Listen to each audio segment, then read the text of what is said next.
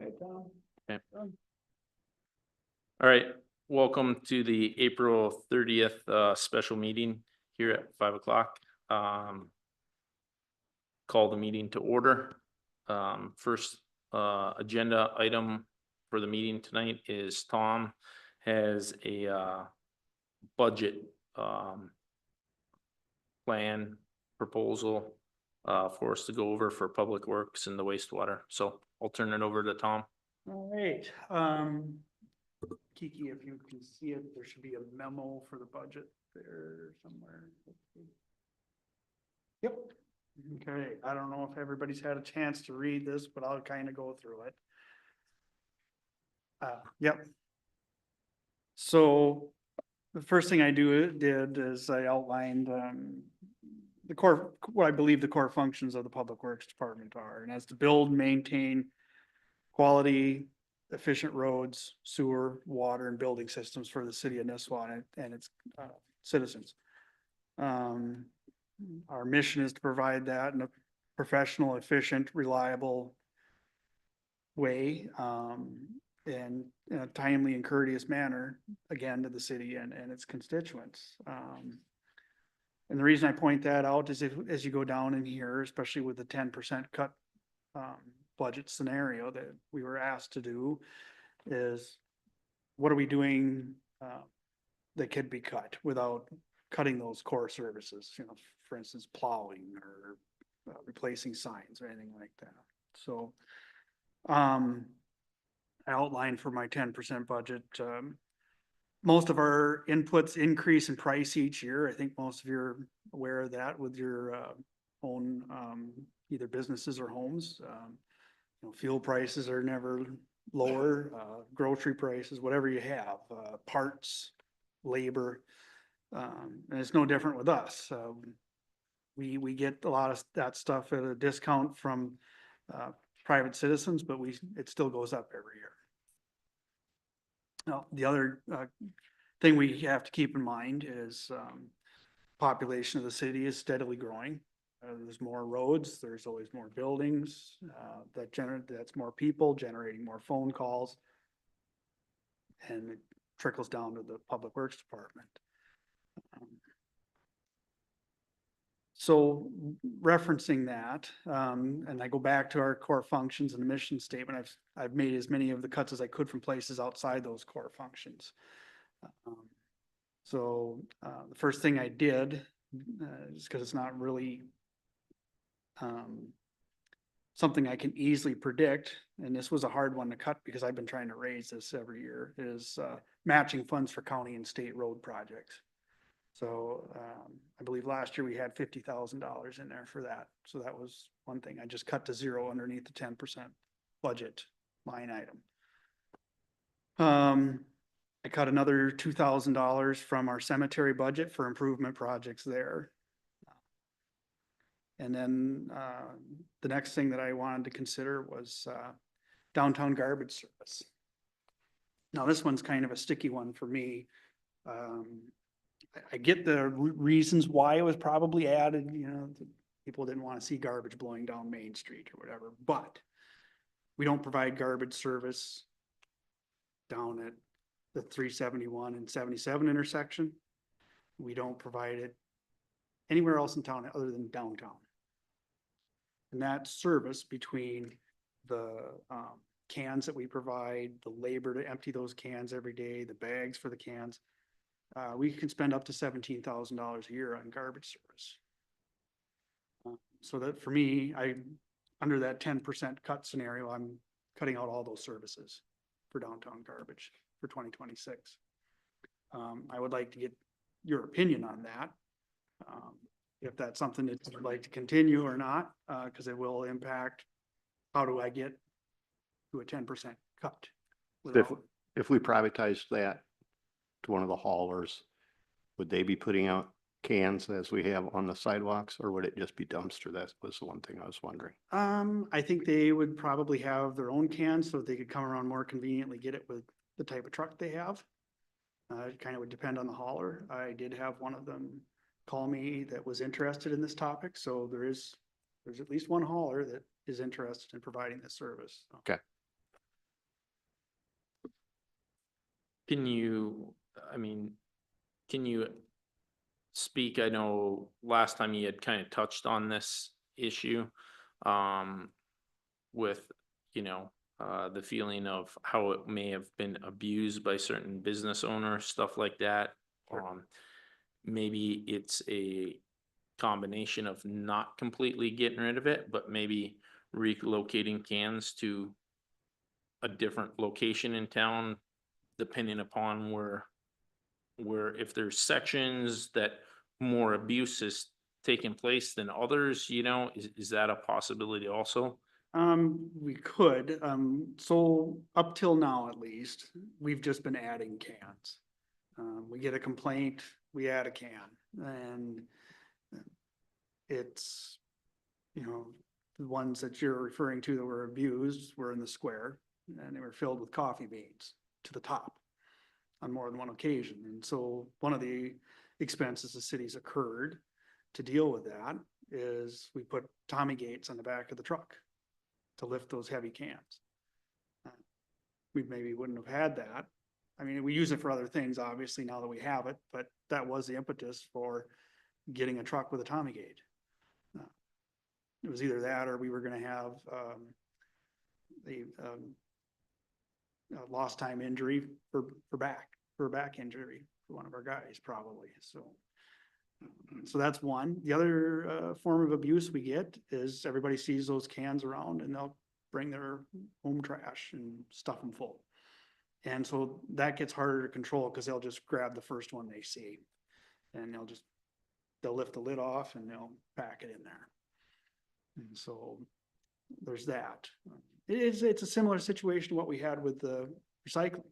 It's there, it's free, it's, you know, there's not a lot of oversight in it. We don't lock the lids on or anything like that. And so if a person wants to, it's pretty easily abused. And unfortunately, yes, we've had some of the downtown businesses in the past have abused it for whatever reason. I have a chat comment Sure. from online. Jennifer C. Some business owners from the chamber are interested in cutting the trash removal to save $17,000. But we should engage the chamber further for this discussion as well. Yeah, that's fair. This is the first time I'm bringing it up. I did the calculations on it to come up with the amount that we're paying. I think I've brought up, obviously, Joe, you were aware of some of the complaints I've had about it in the past. This has been a service that councils past have not wanted to touch. I don't know why.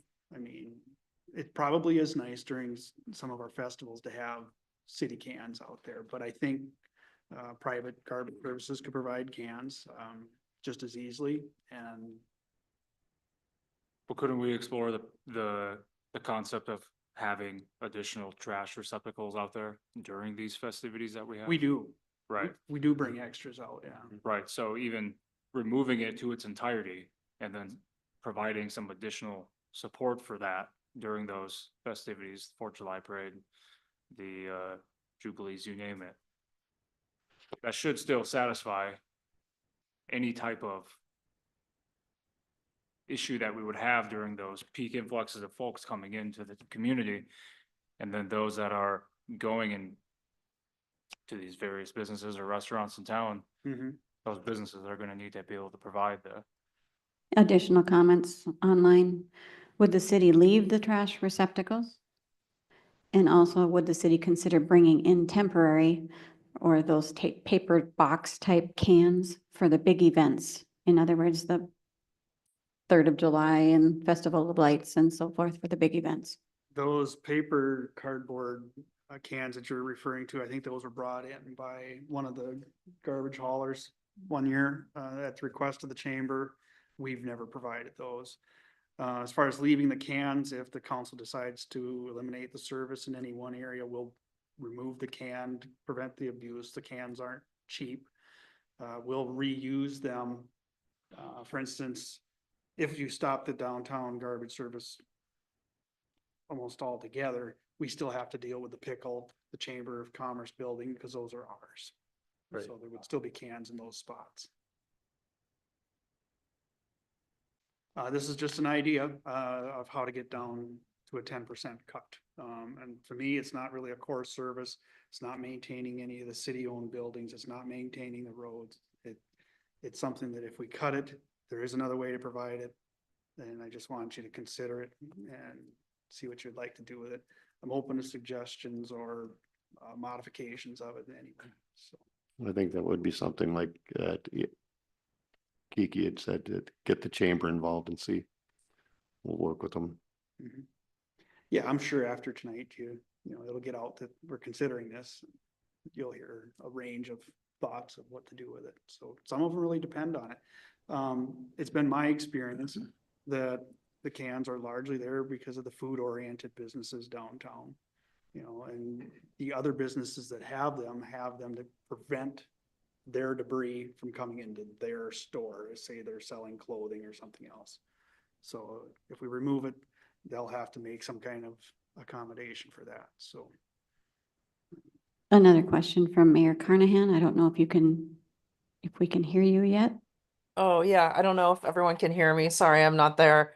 Gotcha. I was just gonna say, next week we have our monthly Chamber City of Nisswa meeting on Tuesday at 9 a.m. So, that would be a good place to, have a discussion as well. And then on Wednesday, the 7th, is the Nisswa Downtown Chamber Spring Meeting, which I'll be attending anyway as a business owner, but could certainly talk to Callie about, broaching this topic as well, since all the business owners that are in downtown would actually be at that meeting, and it'd be a good place to get comprehensive initial feedback from folks. Thank you. So moving on from that, I think we kind of have a direction how to proceed with the downtown garbage. The lion's share of the cuts I make if under the 10% cut scenario are, I won't be rehiring our newest maintenance tech position. If you recall, last fall, we promoted Corey Larson and Mike Deck. And so that left us, that took our new guy that we had at that time and moved him up to a regular role, if you will. So I'm one person short of what ideally we would have. I couldn't possibly get the 10% cut without eliminating that position, and maintain the service levels people have come to expect from us, whether it's, how often we plow, how often we cut grass. A lot of things would have to have been sacrificed for that. So right now, under that scenario, that is how I have arrived at the cut that I did. Some things I'd like to have understood underneath this scenario. The last 2 budget years, we've had little to no snow removal, and our summer storm damage has also been very minimal. Normal winter or a significant summer could cause this budget to be blown out. Just to be aware of that. Question with that, do we currently have anything set aside in reserves for storm damage, that's earmarked within the city? No. Okay. Well, I should qualify that a little bit. So the city overall has some reserve in this general fund, but nothing is earmarked specifically for public works operation. Okay. Inside the sewer department, I cut out 2 of the trucks related to potentially a second operator that we were gonna hire should we construct lift station 12.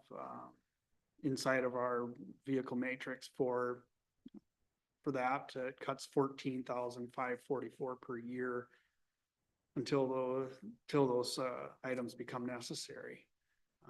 I delayed for 1 year the replacement or upgrade of air release structures on the existing collection system. For the last few years, we've been spending $35,000 a year replacing a number of these air release manholes throughout town, air release structures through town. I'm not sure how many are left to do, but we did have it in the budget for this year yet. So I'll just be hopefully postponing it 1 year until 2027. I removed, elective equipment, from sewer, $5,000. This is usually where we buy things like, attachments for vehicles inside that department, such as buckets for the mini excavator we have, or pumps, some of that kind of thing. So I just knocked that down to 0 for 1 year. The rest of the cuts in the wastewater department came from our personnel change. Mike Wagner's retirement, Mike Deck's promotion has saved the city approximately 28,000 for the 2026 year. Moving back into perhaps a brighter scenario as far as what we can do is a flat budget scenario. Under that, we can continue to provide the downtown garbage service as you're familiar with it. It wouldn't allow for expansion, but we can continue to offer it as it exists today. I would add back in the ability to purchase office equipment in the government buildings. Repair and maintenance supplies in the government buildings is restored to more likely spending level. For the 10% cut scenario, I had to cut that probably to a level where we're not keeping up with things that are breaking. We're just gonna allow some things to be broken. See. I would add some money back into utilities for a cushion against a colder winter potential. Professional services restored in government buildings to allow improvement projects to be considered. County, state, and road project funding would be restored to its 2025 level. That should have a escalator in it for inflation, but we aren't doing that. The new maintenance tech is hired as approved by the council on December 17th, 2024. Public Works Committee pay is retained. That was one thing I forgot to mention in the 10%. I'm eliminating the committee altogether and their pay. Cemetery spending under a flat budget would be held within $200 of what it was in 2025. In the sewer department, I'll be able to put back in the 35,000 for the air release. I reestablished the other equipment fund of $5,000. And then there's two kind of unknowns. The first one would be the lift station 1 rebuild project.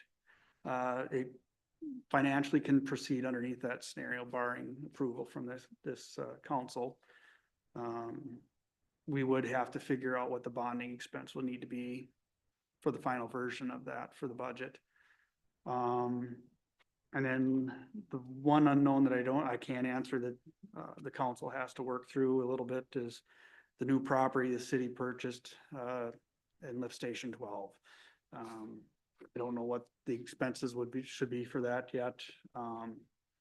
And depending on what you decide to do with that, we would have to add in money to fund that construction possibly.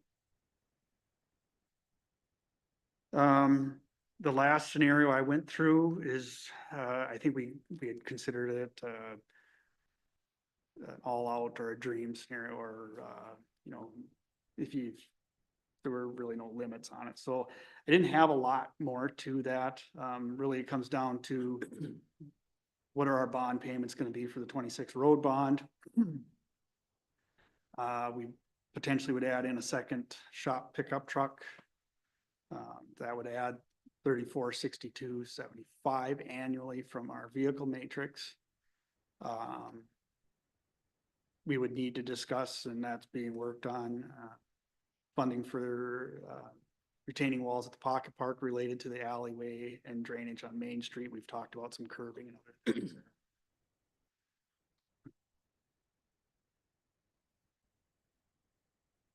And I add in funding for lift station 1 and under sewer. And that is approximately $788,941. That is shown in our, last cash flow document from PFM. Same for lift station 12. As of that cash flow document, the estimate that we had put them at about $780,000 apiece. Under the sewer department, if things are good, we would be at it, and you decide to move ahead with the lift station 12 project, we would be looking to add a second sewer operator. And that's approximately 90,153 annually. Then there would also be a second truck for that department too, with a second operator. That would be just a pickup truck. So similar amount, 3462 annually, and possibly a vac truck. Right now we have all of our step station maintenance we have done through files. So it's getting to be a large enough expense to where we considered doing that for ourselves. Plus it gives us the flexibility to do some other maintenance that we don't do as often as we'd like. So would that need to be a vac truck or could you have a pull behind, smaller unit? It could be pull behind, I guess. I think we had looked at a used back truck is what we were looking at. So Do you know how much I- on average we pay files currently as a I'd have to subcontractor? find out. Okay. I had done the calculation a few years ago when I proposed this, and I just don't have that information in front of me. But it was getting to be quite a bit, and then there was things that Mike Wagner at the time wanted that kind of a vehicle for, so we were talking about it, and so this isn't a deal breaker, it's just if we were to look at what ultimately could be done, might be done in the future with the sewer department, that's certainly one of the things we'd look at. And then finally, I just go through, I updated the vehicle matrix to increase the accuracy of it and to adjust for current prices as much as I could.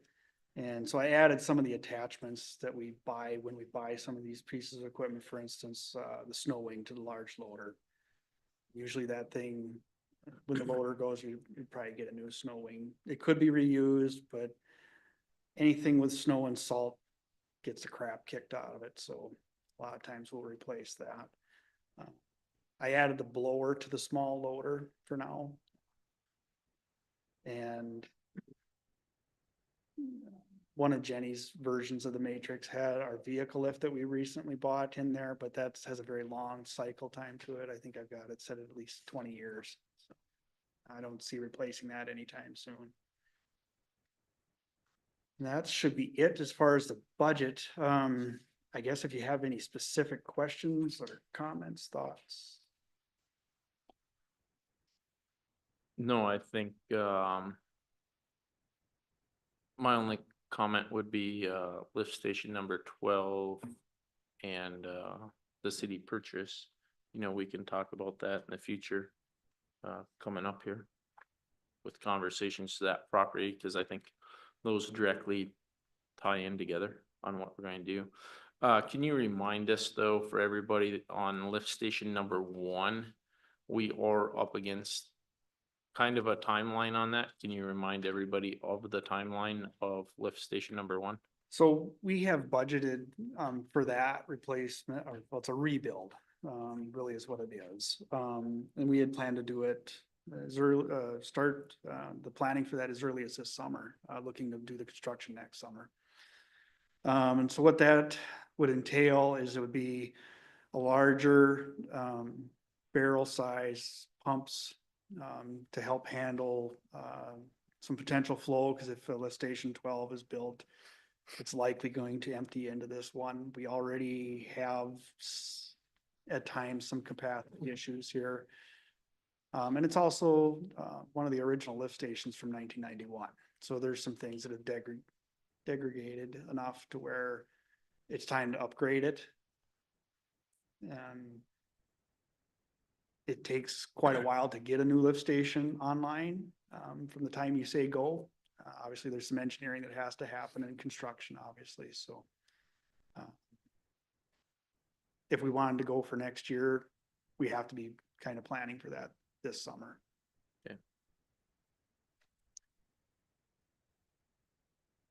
And that budget amount covers also the new property cost for that, or would the property costs be in addition to that, do you recall?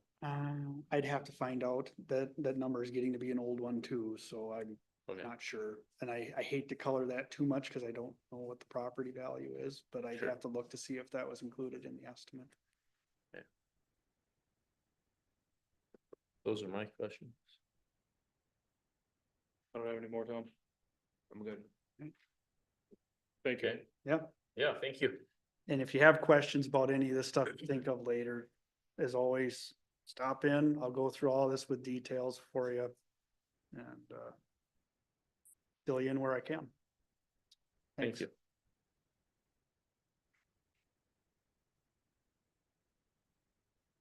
Okay, moving ahead, the next item on the agenda is the city administrator, transition discussion. Do you? Oh, sorry, That's okay. skipped it. I was reading the Tom, so apologize, back up to Tom's annual report on the public works and water or wastewater. Wait, 1 second. Let me pull up my document.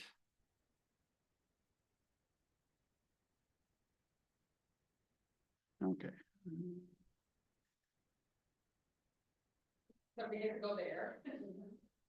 Well, that's the second one, part of it. So, if you could bring up the packet. Okay. So, let's see.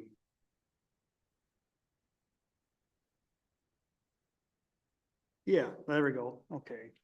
So there's not, I don't have a picture for this, but maybe some of you have noticed there's a street sweeper running around town the last couple days. Street sweeping is underway for the year. That's a service that we hire out. So just wanted you to be aware that that was happening if you hadn't seen it. This picture is Clark Lake Dam. And so the reason I had this in here is this past winter, we had a lost time accident related to cleaning the beaver dams out of this. And this is something the city's been doing longer than I've been here. And I don't know exactly how we got started doing it, but we were. And so a lot of people on Clark Lake will call the city anytime that they feel the level is rising in the lake and want us to go take the beaver dams out. So the reason I'm bringing this up at this meeting is just so that they'd have an opportunity to hear that they need to call the DNR if they're concerned about the lake level or beaver dams with this Clark Lake Dam on the Paul Bunyan Trail. We will not be able to do that anymore. It's a DNR property. Like I said, we had a lost time accident here, pretty severe one, and our insurance carrier has advised us not to be involved with it anymore. And so unless I hear differently from the city council, this is the policy I'm going with. So just wanted you to be aware of that. And hopefully, I mean, I know we'll have more beaver issues with it in the future, but I will be referring anybody that calls City Hall to the DNR. So some of the residents have been trying to take care of that. And they, you know, I'm not gonna do But we anything don't tell to- anybody. Yeah, whatever you do is up to you, I guess. You could be in there fishing for all I know.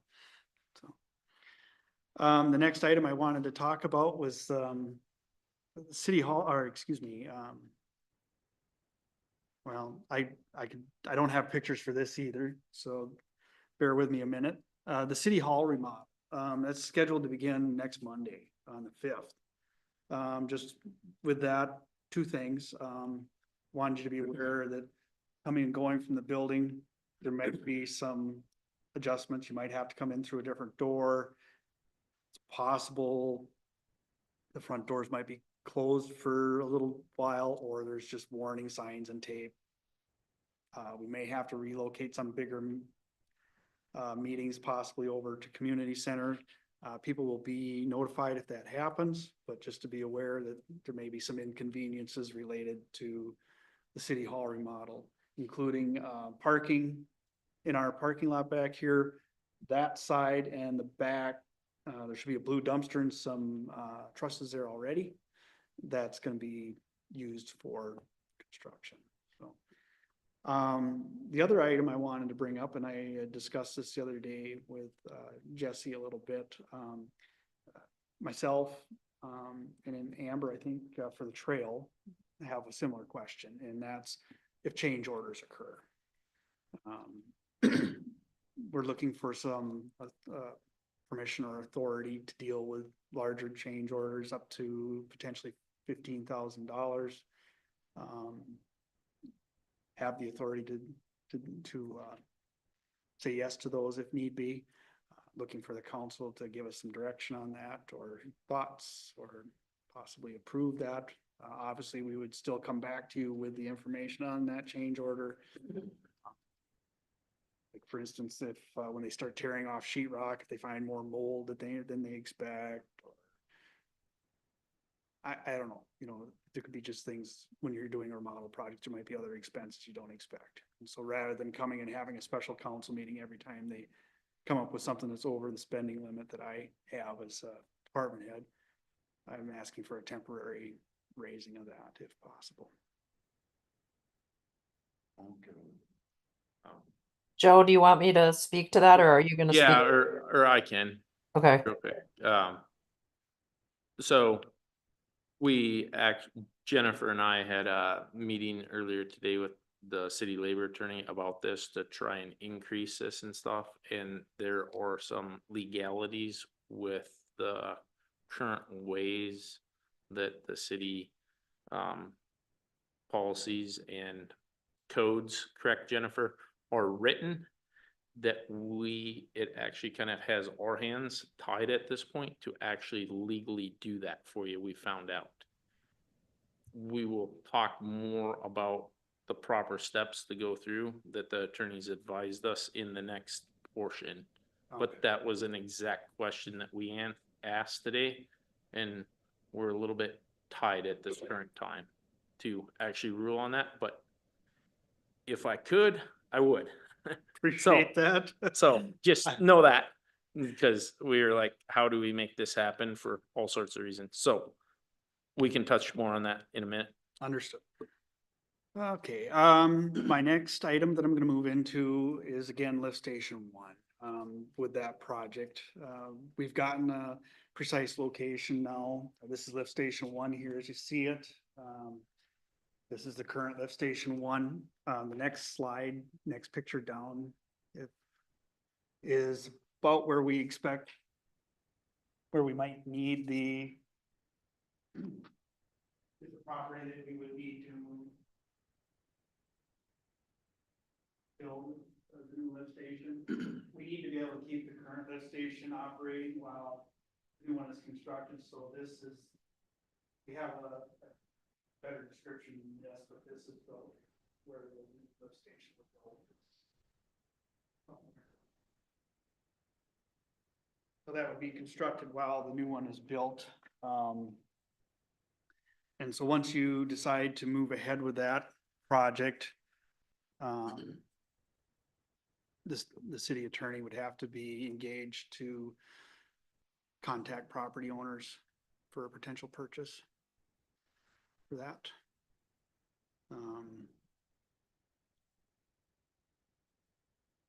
Guess I'll be looking to the council for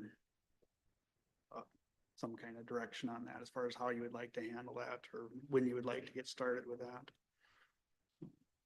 I think for myself, knowing the timelines and maybe knowing more information about this, I think at least going through the steps on getting a full accurate picture of cost and timelines, if we've got to acquire property and stuff like that, is beneficial to at least start working on that portion, so we have all the information to make a decision. That would be my feedback on it, to start working on those steps. So that's nothing that you have to make a decision on, just wanted you to be aware that that is a decision that's coming up. Is the appraisal of that piece in motion? What's that? Is the appraisal of that piece of property in motion? No, so at the meeting that you were at the other day with me, Mhm. we talked about appraisals for the 26 road bond, and that's kind of my next item that I'm Yep. leading up to. And so it's possible that we could time these things together so that the attorney could work on the road and the station one, getting the appraisals all at the same time. From what I understand, the appraiser for this stuff is very busy and is getting backed up quite a bit. So even though you may approve it, it could end up being a couple months before we would get that done. So just to be aware that if we can avoid delaying that at all, it'd be helpful. So kind of leading into the 26 road bond discussion a little bit. We met the other day with Widseth regarding the delivery of what's necessary for right of way for the 26 road bond for some drainage work that needs to be done and some other items with that. Some of that will be delivered to the attorney to begin looking into the right of way by May 9th. And hopefully, Bill, if you want to talk about that a little bit more, I'll Yeah, I mean, leave that door open. I for think you. what we're gonna do is, as soon as we get, a street complete, oops, sorry. As soon as we get a street completed, as far as knowing exactly where the right of way and the temporary and permanent easements are gonna be, then we will, get that information over to Tom. So we'll, as we get stuff done, we'll send it over to him. I know that we're still working on Upper Roy Lake Road and Hole in the Day, but a lot of the other ones are really close, so as soon as we get them done and, checked over, then we'll send them over to him. And so that's the main issue with road bond the 26 road. So right now, just for the general public's information, so they're kind of aware of what's going on with that. We still anticipate beginning that early summer of 2026. It will be a reclaim and new pavement. There'll be some drainage improvements in most cases. Potentially there'll be some base corrections if needed.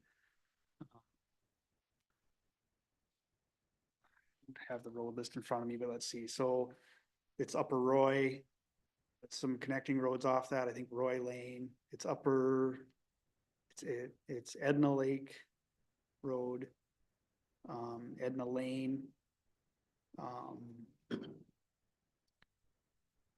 Remember the other ones are on it.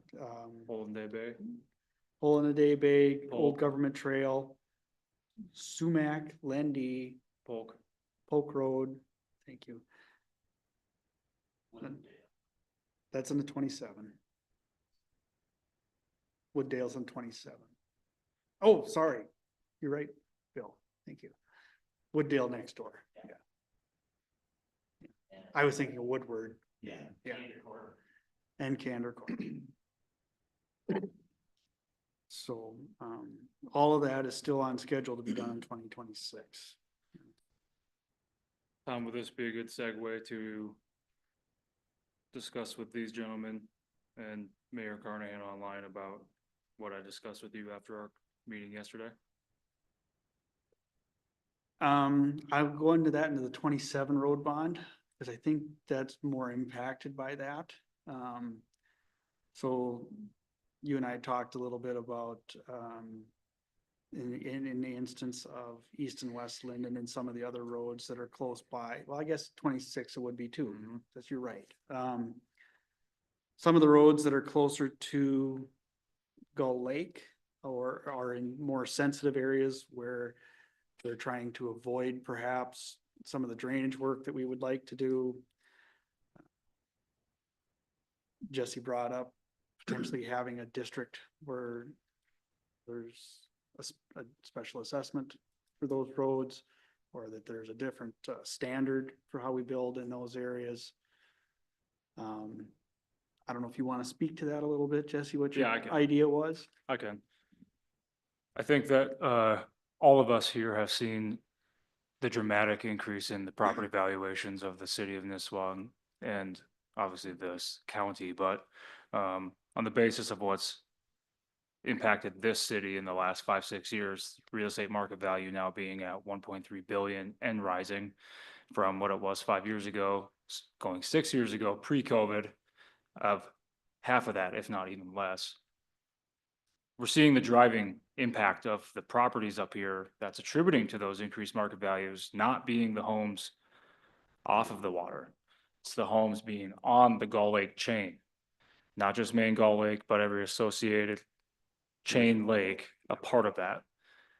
So as we were reviewing yesterday, going through the offboarding of Jenny Max for these projects and getting everybody on the same page from Whitsett Smith Knowlton and myself, Tom, city attorney, and Kiki. Jenny took the liberty of providing some ideas for, or it's not even ideas, it's just the few funnels for funding that we have as a city to be able to pay for these roads.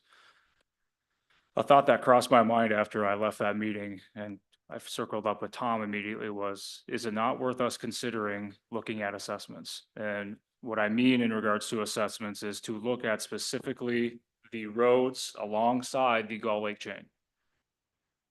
The roads alongside the Gull Lake chain having a special assessment where those adjacent properties that hit those roads are responsible to share the burden of the cost for those roads and those roads alone, right? Not the properties off the chain. Properties off the water, the farmland going east. That will essentially be able to give some potential relief in the form of the remaining bond that will have to be procured. That will ultimately be a levy increase unless we find other cost-cutting methods to be able to drive budgets down, which I think we're going to be pressed on. But the point of it is it's not anything due to a majority of the citizens of Nisswa that don't live on the lakes, or primarily Gull Lake chain. It's the homes on the Gull Lake chain driving up the value throughout the rest of this city. So to be able to be a little bit more fair, and I hate to throw the word out there, equitable, but to try to be able to get some relief to those that are not on those chains, that are causing these property valuations from the county level to be as high as they are, to not have to bear the spread burden per property for those road bonds. Having an assessment on various roads, I'm sure within 5 minutes you could identify them all for 2026 and 2027 road bonds of what they'd be. But I think it's something that we should explore, and explore firmly, because it's going to give, it's really one of the best ways, in my opinion, that we can provide some sort of relief to those not on these very costly and expensive and high property valued lake chain properties. Would the assessment be on the whole project or on upgrades to the project for the roads, like drainage and so forth? Can be up for debate, but you have some various roads, take East West Linden, for example. Sounds like they would prefer to have some prescriptive solution to their roads versus matching what the city new standard is. Plus, it's going to be a bear to be able to go through that anyway, because look at how tight it is. I mean, it's just, in reality, what's going to be the most feasible solution? A prescriptive pathway could mean that it's going to be more routine versus having a 30-year planned out upgrade on that road like Tom and Public Works tries to do. Yeah, so if you're familiar, this summer, we're gonna do a thin mill and overlay on the roads through Grandview, including East and West Linden. That was a stopgap project. East and West Linden is probably not as urgent as the areas that are more specific to the resort, but there is some damage there, and this way the road is consistent from when you come off of 77 all the way to the back. So that will be done, but that is not the project that we would have preferred to do. Had this planning progressed a little faster, we would have liked to have done a project that actually dealt with drainage and looked at the widths and other things. Well, we need more time to figure that out. So that's why we're doing this mill and overlay. Last summer, we received a letter and a petition from some residents on East and West Linden that they did not want anything to do with drainage work through their area. It was at a council meeting that was presented. But either way, it is something that the city council would have to consider. If you want to move forward with the road standard as you know it, or if you want to allow, kind of to what Jesse was suggesting, the way Jenny Max and myself had talked about a little bit is, do we need to establish a rustic road standard? So you have East and West Linden, potentially in years to come, Camp Lincoln Road. There's some where, say, the trees are in and you don't want to remove trees. Our road. It gets very difficult for the city, for contractors to put in things like curb and gutter and underground drainage without impacting buildings' views that may be considered historical. With that, if we can't put that kind of infrastructure in, we can't get the pavement to last 30 years in most cases. So how do we fund that? How do we make it fair for the rest of the community that does follow the road standard, who does put the curb and gutter in, who does put the drainage in, clears the trees back a little ways like they need to? How do we make that equitable? So Assessment. the assessment was, some form of assessment was how we see that happening. There could even be a commercial assessment for some areas such as Grandview, where we're in there doing maintenance more often if they don't follow the road standard. So it may not only just be, you might consider that a rustic road through there as well. But how do we handle that? If somebody has another mechanism other than an assessment, I'd like to hear it. And I think we should consider that as a group. How can we handle that and allow for those kind of changes? Joe, you must have a thought. Yeah. Well, I'll let you go, Joe. I mean, yeah, to sum it up, if we don't put the roads in properly with the curb gutter drainage, fix the issues, it's going to be more expensive because we're paving it more often, right? Correct. The people that don't want the curb, the gutters, fixing the issues, are going to be forced to cover the burden of that cost. The concept makes sense, but also too, in some of these roads, some of these runoffs right along the lake, different things, we could go along and identify different areas. Part of what we're doing too is also protecting the water quality, the lake quality, the water runoff, which True. is probably, if you can speak to that for everyone's knowledge, as big of issue as the road stuff, that has been identified to us from the county and the state in several different areas. So, good concept, but I don't, with, Stevens, behind you nodding his head too, trying to actually get the city up to current standards by the state rules. I don't know that, I mean, I don't know. I would think that this would be a bigger topic of conversation to have before we went too far down this lane. Could be. Getting the state and the county involved, because they've already identified a lot of these things in the town that they've kind of asked us to look at or fix with working with Steven. So that'd be my first comment before we went too far. Second comment is, does this, just doing it in certain portions of town, stuff like this, is this something that, would potentially end up on a vote, a ballot? I don't know how big an issue that this could create for the city as we move through this model, and knowing some of that information too, what would that do to the current timeline? I don't know how to go about this. I know when it's been brought up in the past with different things in assessments, everyone's kind of like, you know, from WSN to whoever, it's a huge mess. And actually just to get the assessment portion done because of all the survey work, that it's actually not cost effective to even put this project in place because of all the upfront expense that we as a city would need to do. Yeah. You know, can you speak to any of those topics? Oh, maybe a little bit. So I think some of you might be familiar with the work that the county has recently done on 115. You know, that was a huge controversial project that went through there. And so I've sent some of the folks that have asked about this on East and West Linden to take a drive down 115, see what you think.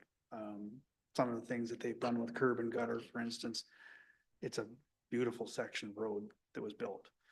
And so when people think of curb, they automatically think of this thing that's 6 foot, or excuse me, 6 inches tall on the edge of the road. Well, that's not necessarily what has to be built. Some of it can be a surmountable curb. There are some that will have lower rises. We would look at all those options when we're building.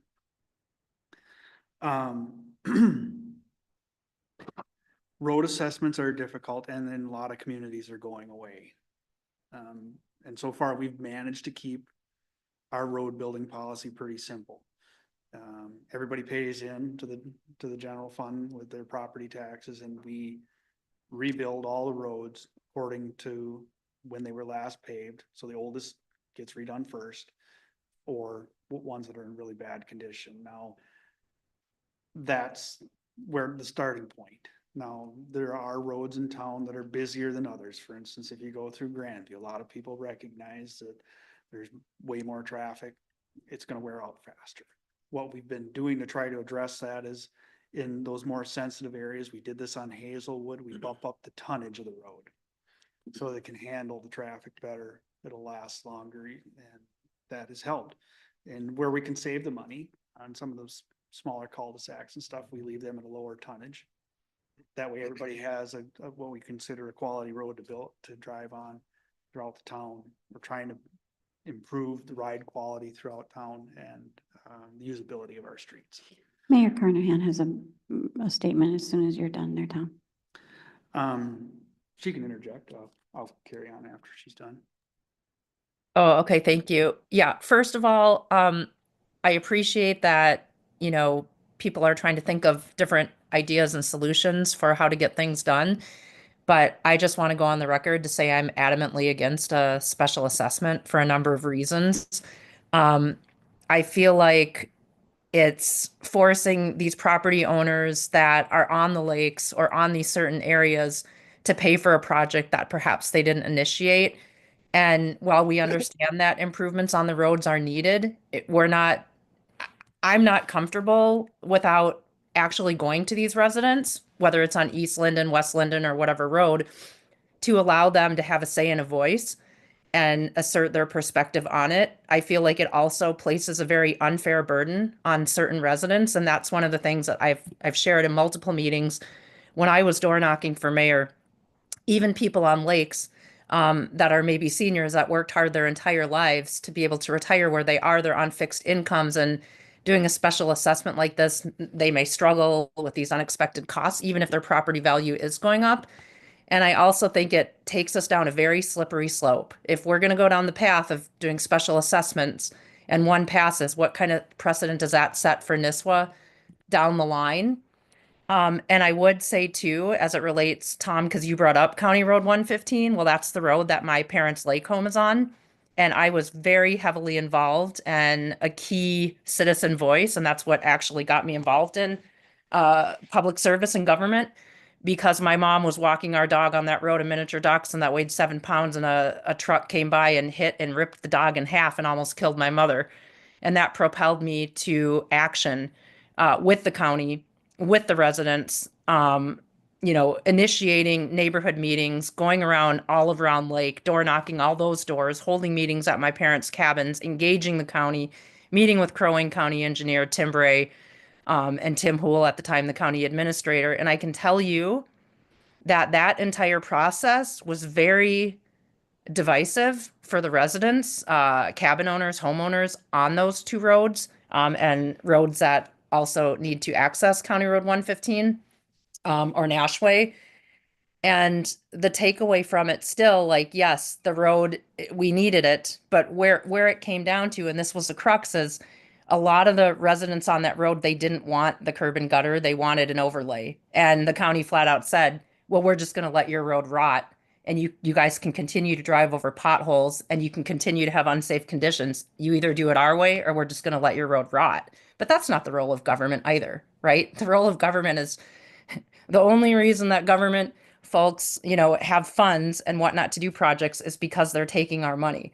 And so I think people's voices need to be heard. And I know in particular, because we've been dealing with emails with some residents on East and West Linden, there is some concern right now with those roads. And Tom and I have a meeting related to a different thing, sewer, over there next week. But I just think as a council, I think we're going down a slippery slope here, and if this is something that the city really, the council decides to push, I can just affirm that I will not vote for it ever. And I would just ask the council to consider the impact that it's having on those residents and these roads we're talking about. And that, again, we need to be transparent. We need to involve people and include people. And I think if some of these folks knew that this was coming up tonight, we might have had people at this meeting tonight. And so I guess I would just ask everybody to really consider that. Yeah, this isn't something I think would be enacted overnight. No. There'd be a lot of discussion on this. No, this is, I'll summarize some of my thoughts on this topic. This community has a lot of legacy families. There's a lot of individuals that have been in homes or have had family estates here for a long time. And to see the value of their property 2-3 miles east of here, off of the Gull chain, have the same type of tax implications that they're having to bear, and perhaps their family household income is not increasing to the degree that would maybe warrant an individual or family coming in and buying a Gull Lake chain home. It's an angle, or at least a topic for us to discuss, of trying to see, is there any value in going this route? There's no way that this is something that would even be voted on tonight, but it's something to discuss, because when it comes to the dollars of the project, that levy increase for a road bond of 26 or for 27, and might as well just combine them both. It's going to be spread throughout all taxpayers within the city of Nisswa.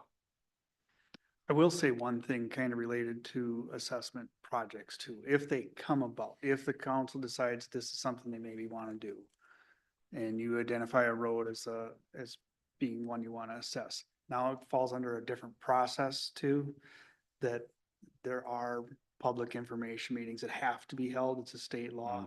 So you can't just enact it, and there would be a lot of opportunity for the public to be involved in whether or not the road gets done. And I think that's part of why you saw with Right. 115, some of the delays with that project. And that's what I was bringing up, the assessments and everything that we've already kind of initially talked, maybe in previous road committee meetings and stuff too, is that the assessment process in this town and community, the process itself isn't even feasible.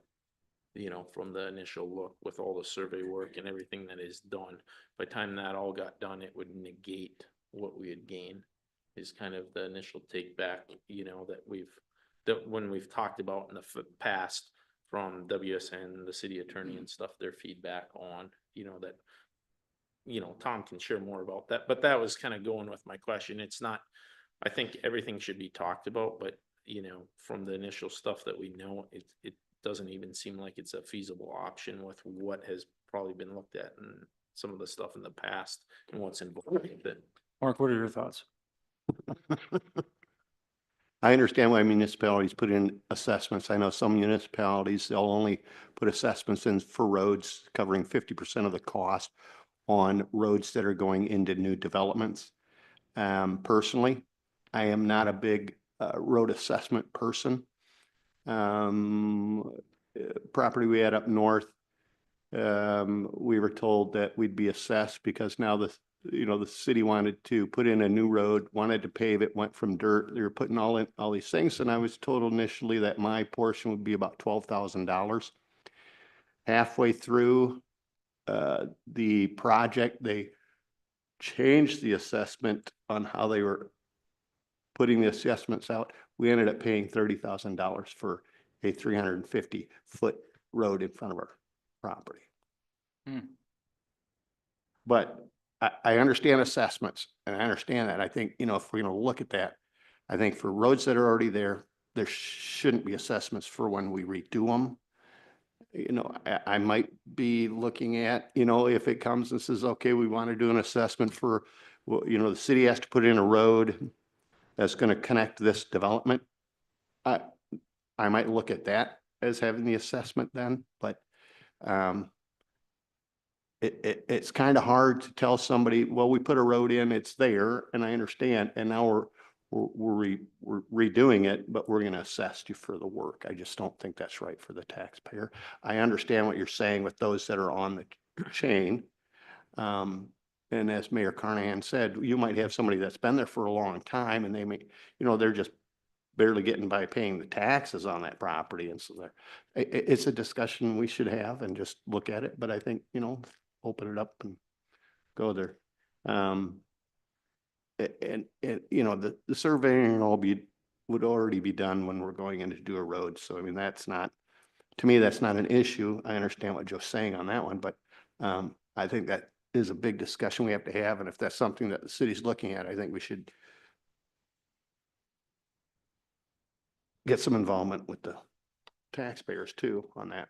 Yeah. I agree. But I do think that we need to start putting in curbs. And like you said, everybody thinks the curbs like this, they're not. You have those, I call them the half moon rolls, because that will help with keeping our roads lasting a little bit longer, It protects the edge of the road. Right. You look at No. church, I mean, you put it in there and then all of a sudden within a year or two, it's cracking because people are driving there. It gives a place for a structure to collect stormwater, so Right. it can route it somewhere. I think largely why we were looking at the assessment, why we consider it, and this comes up every time we do a road bond. This isn't the first time the council's tackled this. There's always a rub on how do you make this fair? If we have a road standard for the bulk of the community, that includes the curb and gutter and drainage and road widths and such. And we go into a community such as East and West Linden, and we say, well, we're gonna let you bypass all that. Or even Grandview too, because they've been allowed to bypass this for a number of years too. And I think it's time to have a hard look at that and how are we gonna handle that? If we allow them to bypass that, we go in and we do far more pothole patching, and you'll see that coming up in my presentation here in a few minutes, my PowerPoint. We do far more patching and pothole repairs. The edge of the pavement gets busted off more easy, so we're fixing that. The road's alligator because some of them will sit in water too long and the base isn't corrected underneath. And so if all we do is we come and take the pavement off and we put back new pavement, we're not addressing the base underneath if it's not sound. This is what we're trying to do is as we are coming to these new roads, we're trying to get everything onto a 30-year cycle where they're brought up to a really good standard during this first run through. And so that way, when they come up again, potentially 30 years later for some, it might be a little less for the higher travel ones, but for the lower ones, typically 30 years is what we're targeting. Once this curb and gutter is in and some of the drainage products, they're in there for 100 years. And so we don't have to necessarily update all that every time, but you do get the benefit of it for as long as it's there. And then we can do a mill and overlay and it's relatively inexpensive because the base has been corrected. We might have some spot corrections then, but it won't be the whole road. So I think this behooves the city. This is something that's going to be done over several decades. This isn't something that we're going to do through the whole town in, 5 years or something. The roads that are on these bonds that we're talking about now, it's their turn. And so if we're not willing to assess, how do we treat these areas that are requesting no additional work other than a mill and overlay? How do we address that and keep it fair for the rest of the community? That's what I'm trying to address with you, because I don't have all the answers on that.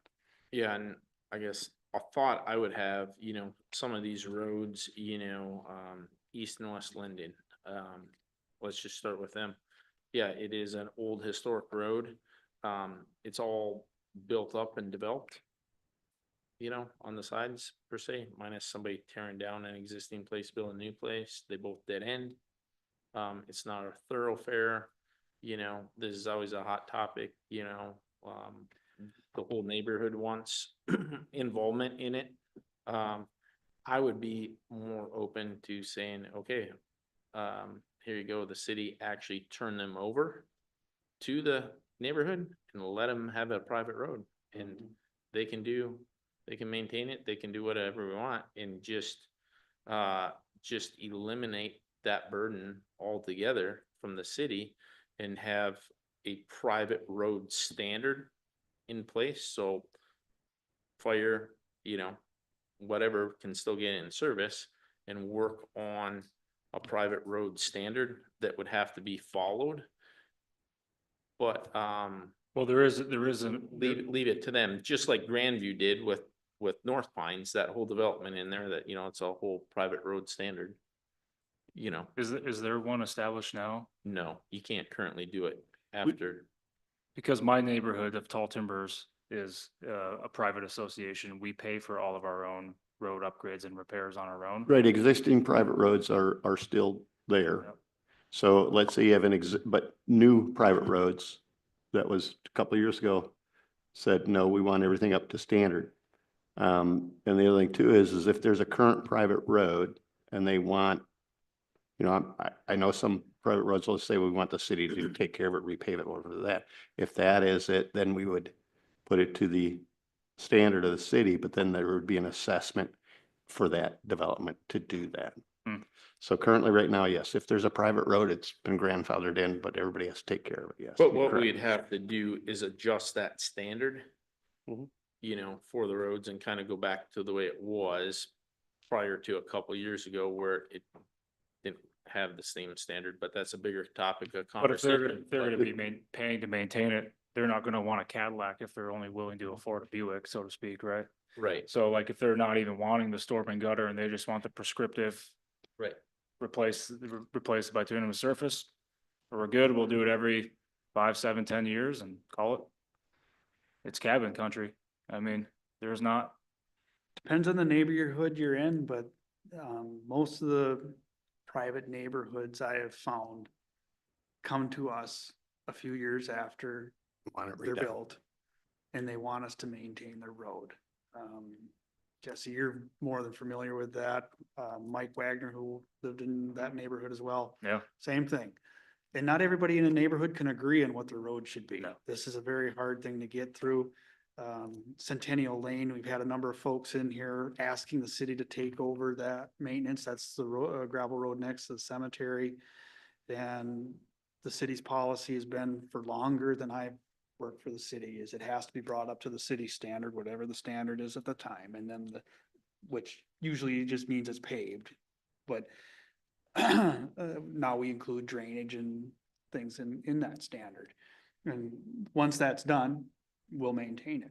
And that has some benefit too, because a lot of people cannot agree on who to hire to plow, how often to plow, salt sand. They come to the city looking to get salt sand.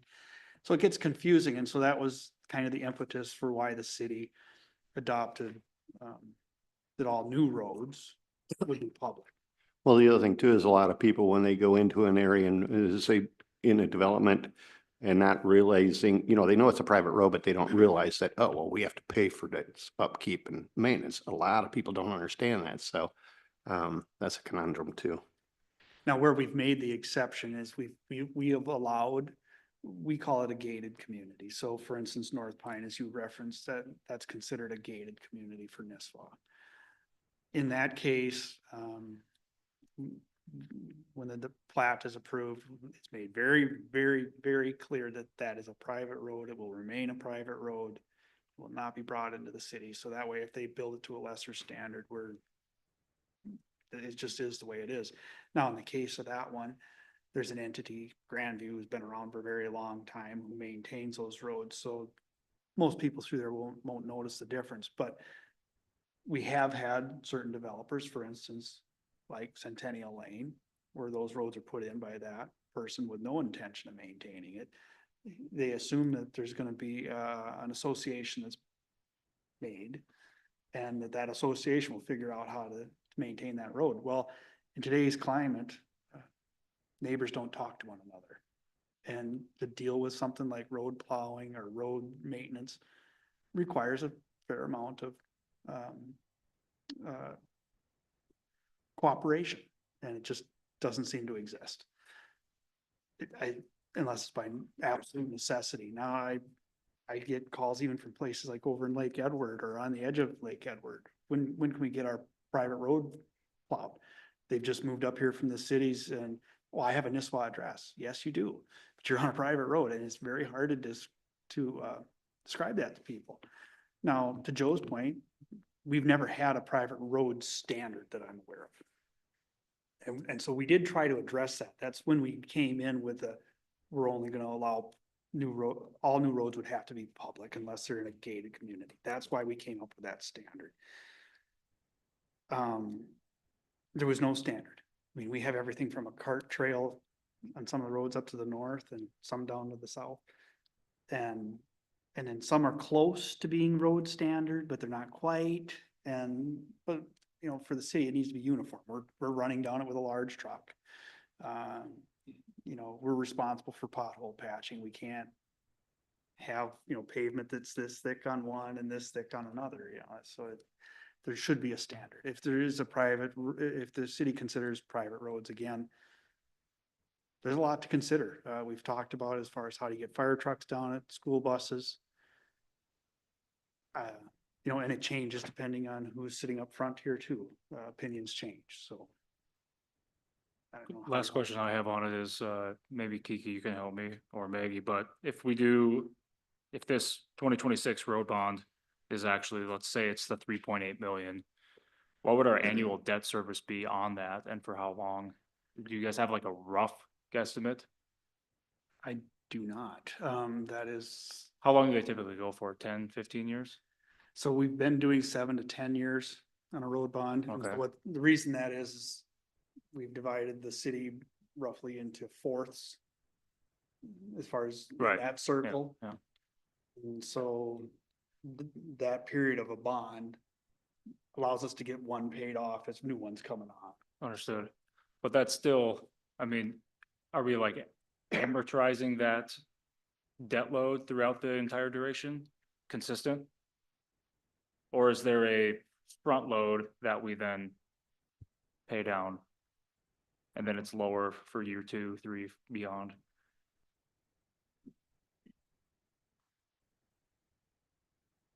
It's normally the same amount. Now, each bond is set up differently, but if you have a bond payment that's $250,000, it just changes based on principal and interest, Yep. but the bond payment is still 250,000. But you're still looking at, so let's say it's a 10-year, okay?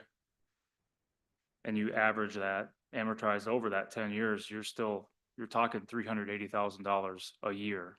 So that to our budget right now is gonna be starting off the cuff, is 10% levy increase. And then we got another one in 27. That is gonna be higher. So kind of to speak to that a little bit, and Maggie knows this too, I think. So as the new ones coming on, there are some older ones coming off. Now granted, each time they come up, they're Well, more we just had expensive. one go off that got supplemented with the infrastructure, or the land acquisition, right? Which further drives the point to develop that thing to sell some of these highway lots off to get some of that principal back. But we've broken his cycle because of the land acquisition, so to speak, until that principal is recuperated. But we're looking at a 26 and 27 levy increase for these road bonds, at least. If it's, let's say 10-year amortized notes, that's a 10 to 15% year over year levy increase. which is why I bring up the point of trying to get creative and talking about it. Just Right. talking about it. No, for sure, but the other thing, since the last road bond to this one, the price per foot of asphalt or doing a road has gone up, what, 4 times? It's a lot. You know, You know, what you yeah. think of as in between those two Renewable road bonds. bonds, is Right. COVID. Everything real that you can pick up and hold, a computer in your hand, a car you drive, a road that you're driving on, everything is about doubled or more, in cost from that, in that short period of time. So, Thank you. I have a quick comment from Mayor Carnahan. She just notes that it's important to remember that government should work with the people and not over them, which I think is a valid point. Mhm. so what I would recommend, and I think Maggie might echo this too, when we really get into the meat of this bonding stuff, we need to bring our bond experts in, PFM. They can help a lot with this. They can recommend different terms. They can talk about how to better package this so that it's more affordable for the city, or as affordable as it can be made. I'm not an expert at that for sure. Maggie's probably more of an expert than I am, and they're more than anybody in this room. Mm. Yep. And we can invite them up to a council meeting and they would send a representative up here. So if we really want to talk about it in depth soon, I can send out an invitation. Just give me the word. I mean, yeah, definitely, this is a good topic to have and more discussion because it's the biggest expense to the city that we have over the next several years that we have to tackle, and it's only getting more expensive. And so kicking the can down the road, anything like that, it's not helping us at all. Well, no, Jesse brought up a good point there too, is, I mean, if we could look at the property that we purchased, get some infrastructure in there and start selling off some of those lots, that can come back to the city to help pay off some of this stuff. But that's a long time period. That's also an expense too. That doesn't have to be though. I know, because that money can be used for these projects that are coming up. All right. I think This- are we ready to move on to the next Yeah. item? Bear with me while I find my place again. Tom said this would be 5 minutes. Right. Okay, so the next topic I need to move into, because that was kind of just dealing with bonding from our lift station one and our 2026 road bond, but it also affects the 27 road bond. That's our last item on this list. And so, the slide you see up there is a proposal from Woodseth, to provide some preliminary engineering for that 27 road bond. Gotta bring that up so I can read it myself.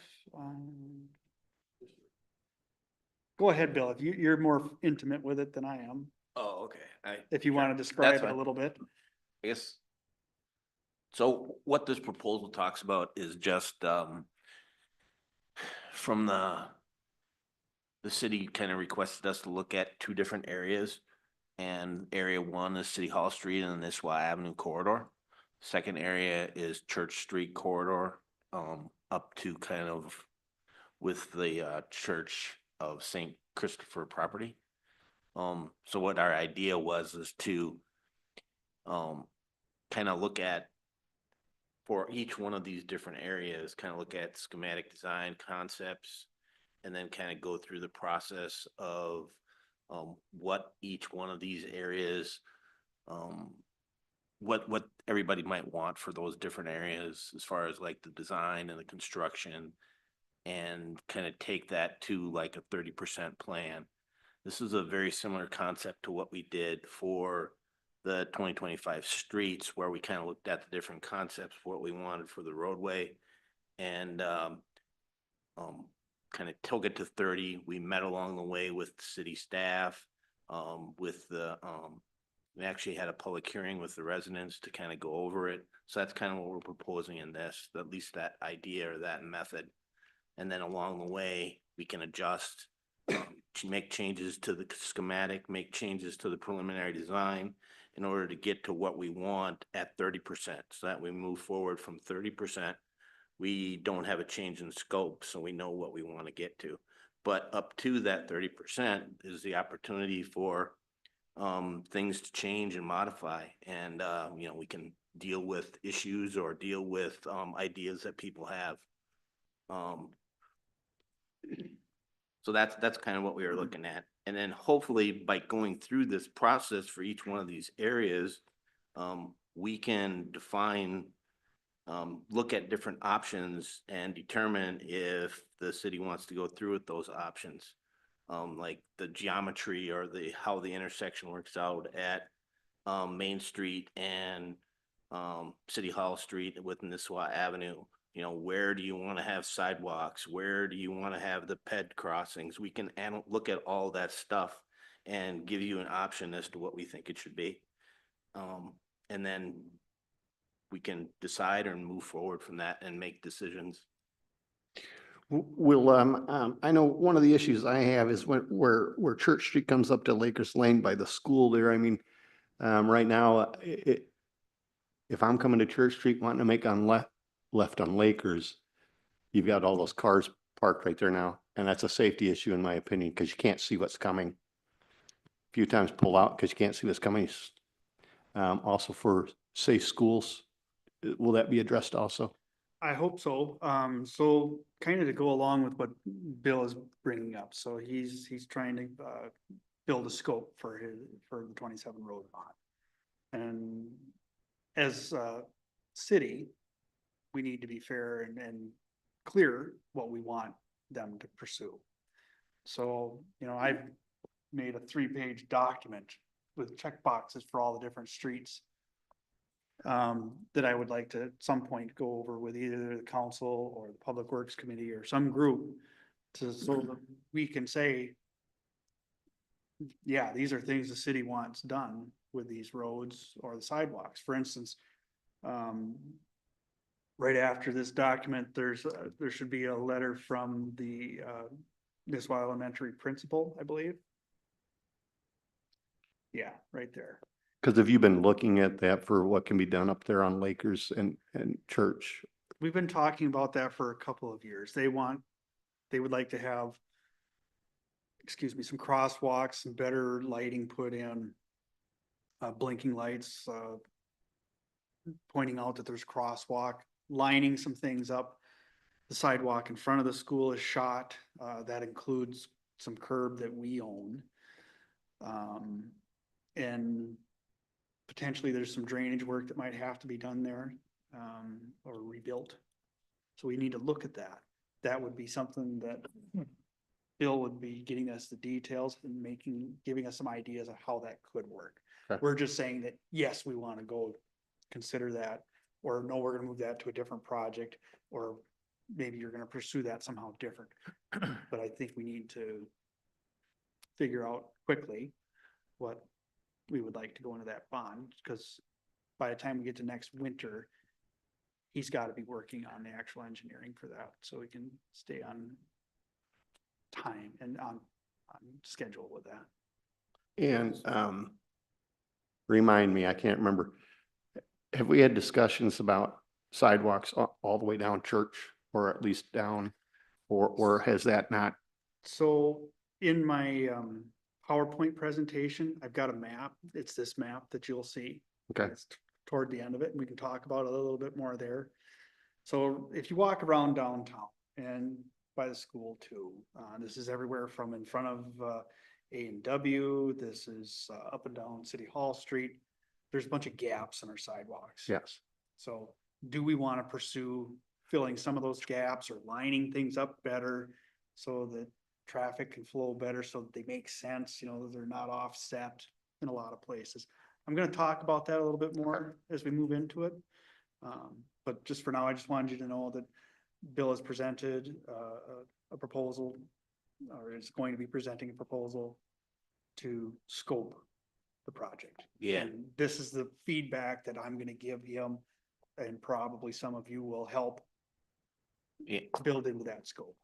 So real quick to your pages of notes and check boxes, yeah, if you could present that to the council at some time, I think that'd be great. Will do it. Yeah.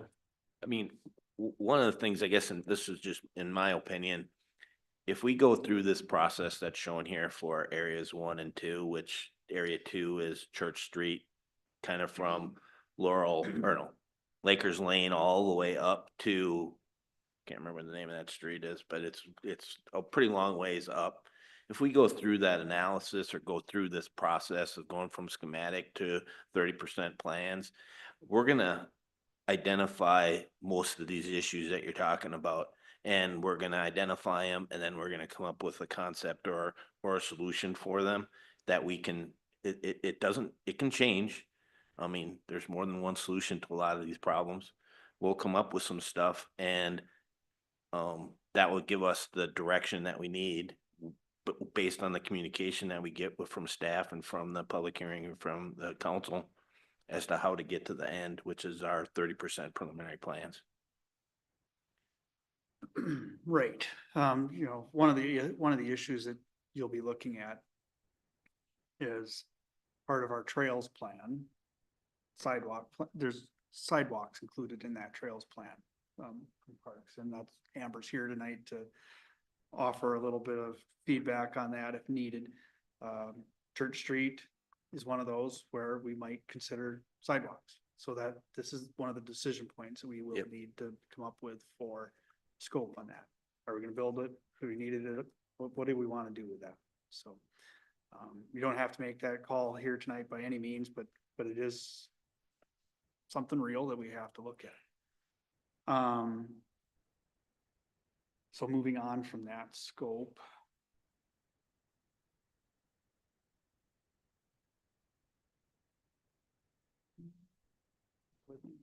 Here.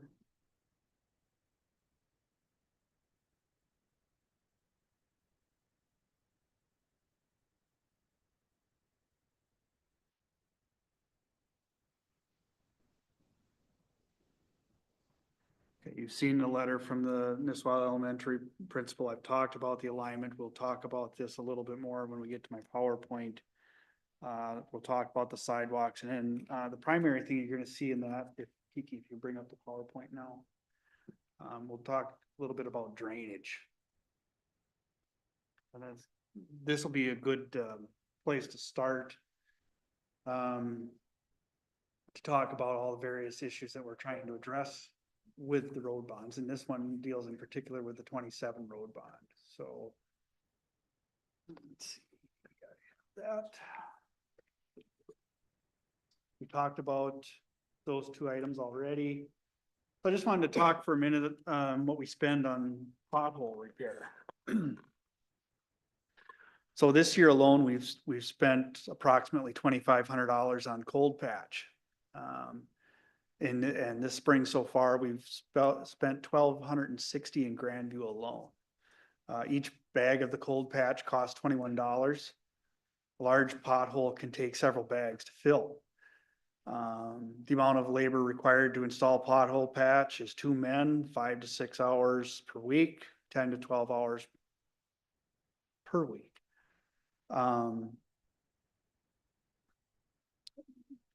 Equals 10 to 12 hours per week, excuse me. Go back one there, just quick, sorry. The spring season for pothole patching is usually March to April with a little fringe in February and May. So we have about a 6 to 8 week season. Skilled labor is approximately $30 to $44 per hour with benefits.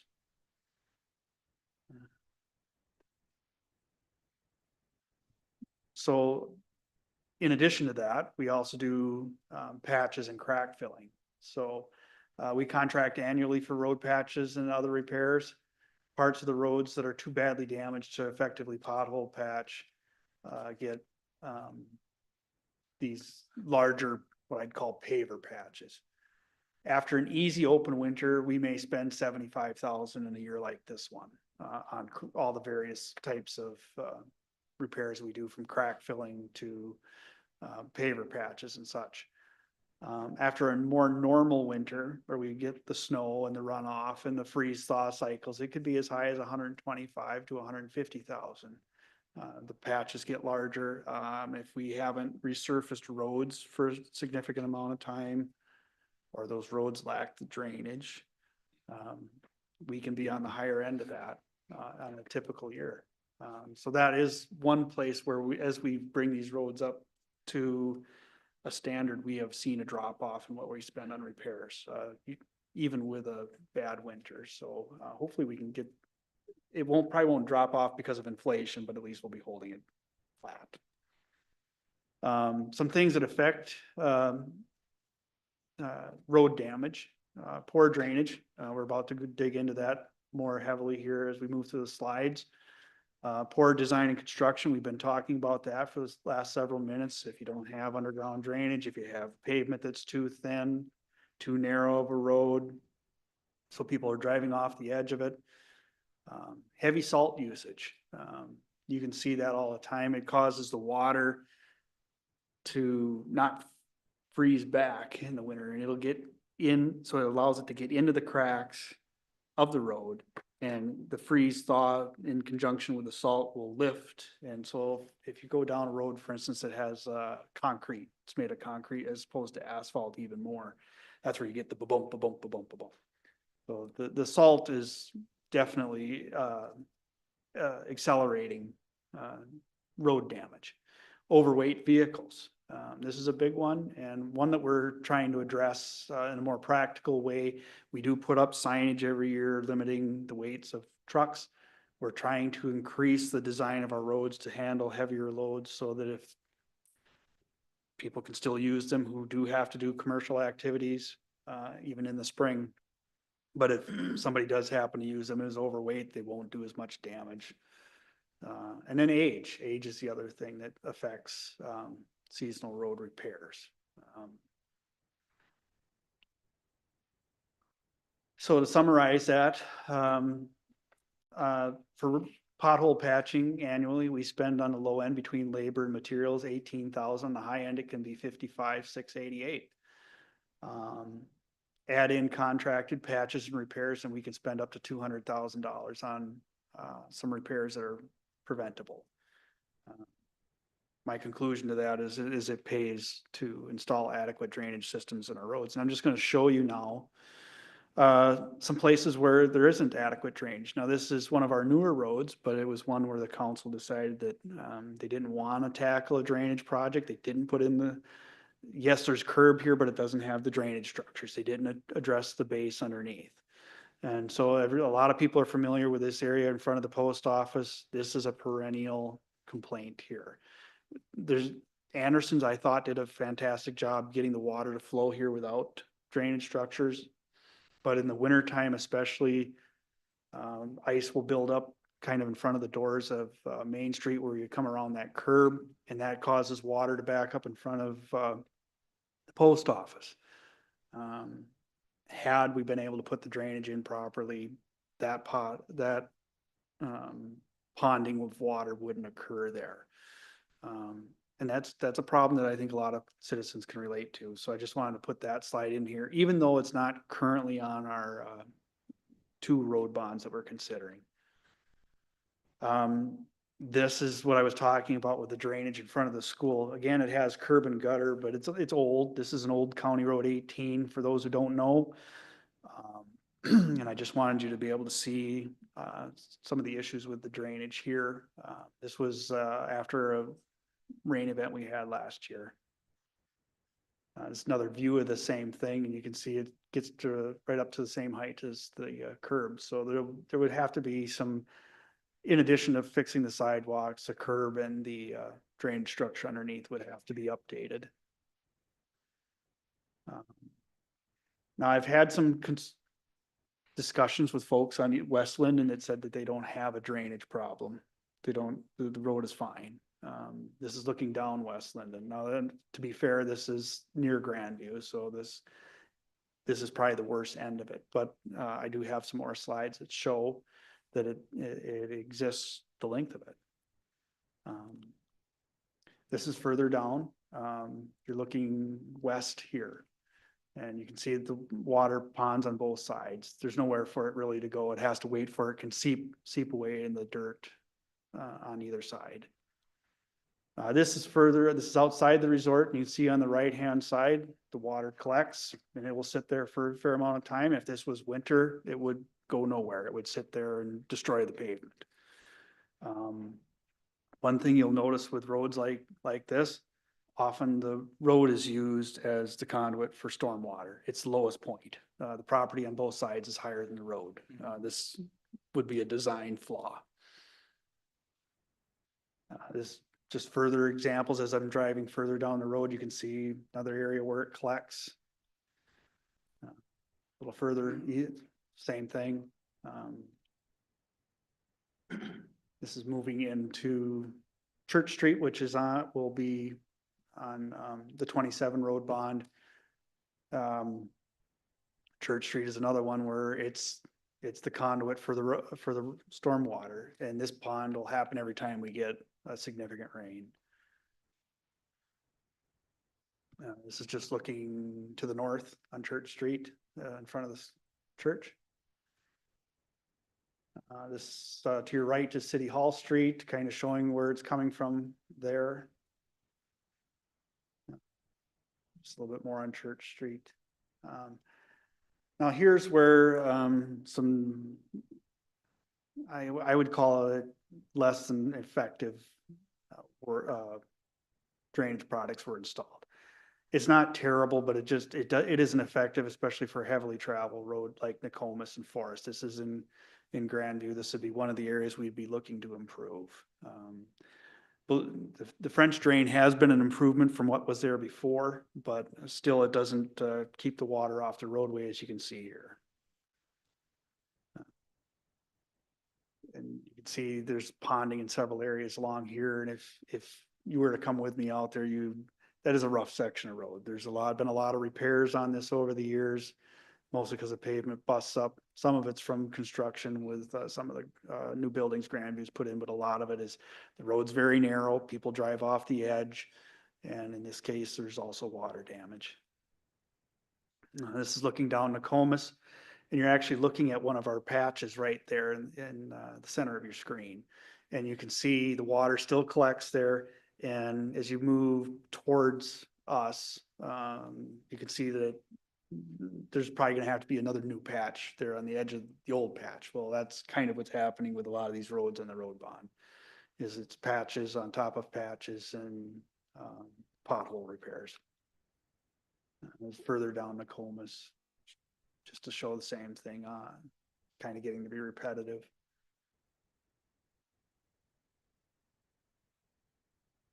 Now, this is kind of an interesting one, so I'm just going to kind of point something out. Again, the water is being used as the drainage conduit, and so it's coming along the edge and then it actually spills across here. You can see the condition of the pavement underneath that river of water here, pavement shot. This is where it has to go. It's right in the channel where that water comes. The other thing is you can kind of see here, the road drains and spills are going right on.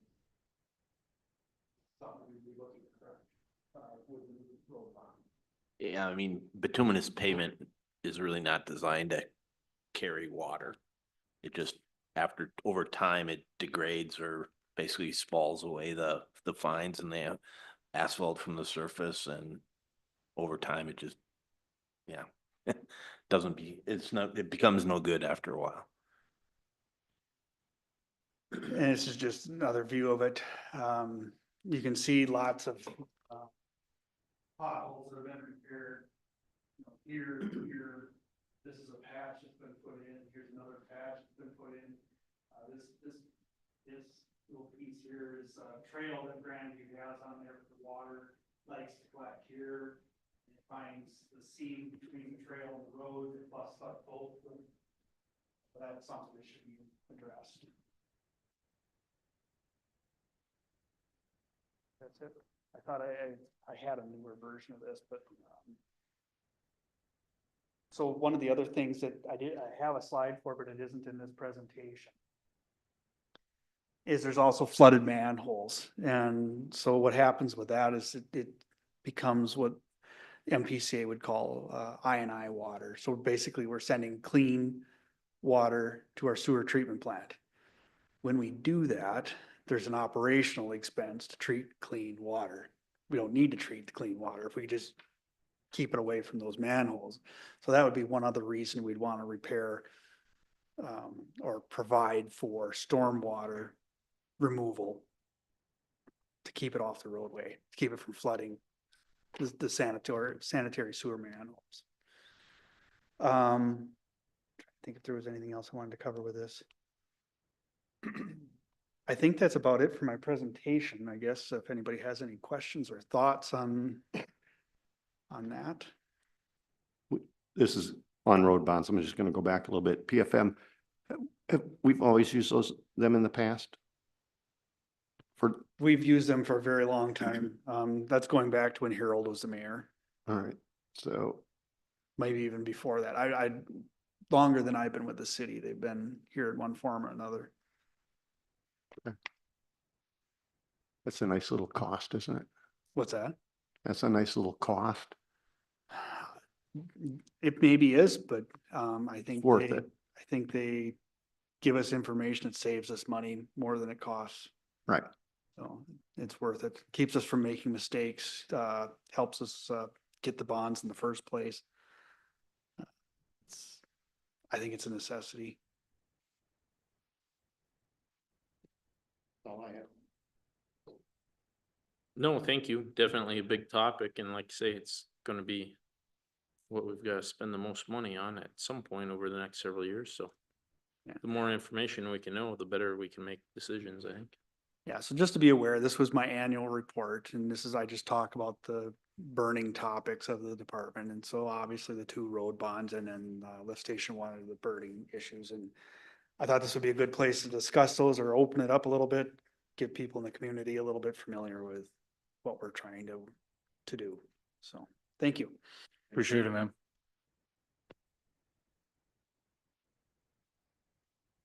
Anything else? Okay. Now we'll move on to C. Or D, actually. D is discussion with the city administrator transition decisions and materials provided. So, I don't know, actually. Kiki, if you have I can send that down for a copy of Kiki too. So with this topic, we're obviously in the transition stage. Just to recap for everybody at the last city council meeting, Kiki was assigned the duties and responsibilities for the city administrator on an interim basis. We also online with us have What was the length of the interim? Like, was that 6 month? We there didn't is no state, defined length. Okay, so until we get a new. Yeah, so there's no defined lengths. It's just the start of the process. And so the city labor attorney, and we have them online, correct, Kiki or Angel? Joe, I can jump in too because I've been working with them on this as well, if you'd like me to. Yep, if you want. Yeah, perfect. So Angel's on from our labor attorney firm, Flaherty and Hood. And we have had multiple conversations with both her and Brandon, who was not able to be here tonight. But what we discussed at our last council meeting and voted on was that on an interim basis, but the timeline was not defined, that Kiki would assume duties and responsibilities related to the city administrator role, but those also had to be defined after in working with the personnel. But one of the things that was discussed that I think we should just motion here right away is that there would be a temporary pay differential for Kiki for the duration that she is assuming the duties and responsibilities on a transitional basis here, or interim basis of the city administrator role. And so we did, Joe and I actually did speak with Kiki about that. We looked at the pay scales of where she currently is as city clerk, and then also where our previous city administrator, Jenny, was at. But again, it's not fully taking on the role, right? It's just this interim and some duties and responsibilities, not 100% of the position. And so what we came to was that there would be a differential there of $10.41 per hour, which would be annualized, backdating it effective to our last meeting, which was April 16th.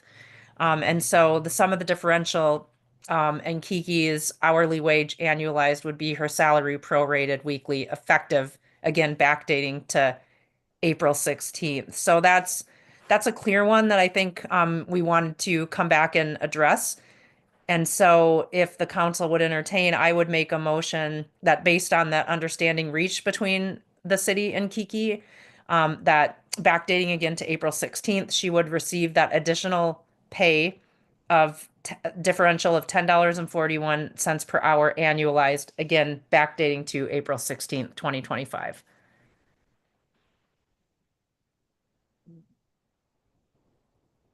I'll second that motion. Any further discussion on it? And this is what's laid out in the information ahead of you. Any other discussion on that? Okay.